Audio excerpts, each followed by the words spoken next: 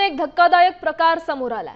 पुण्यात प्रेम प्रकरणातून एका 23 वर्षीय तरुणाची निर्घृण हत्या करण्यात आली आहे। अल्पवयीन प्रेयसीनं मुलाला फोन करून घरी भेटण्यासाठी बोलावलं। त्यानंतर तिच्या घरच्यांनी त्याला विवस्त्र करून बेदम मारहाण केली। मारहाण केल्यानंतर मुलाच्या आईला फोन करून शिवीगाळ करत मुलाला घेऊन जाण्यास सांगितलं।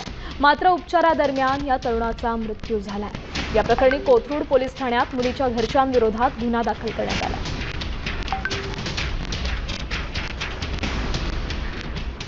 अतिशय संतापजनक अशी ही घटना पुण्यात घडलेली आहे।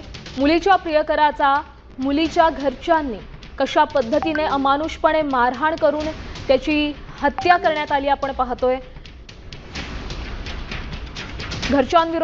मुलीच्या घरच्यांविरोधात सध्या गुन्हा दाखल करण्यात आलेला आहे। पुढील तपास पोलीस करतायत। दुर्दैवी बाब म्हणजे या उपचारादरम्यान तरुणाचा मृत्यू झालेला आहे।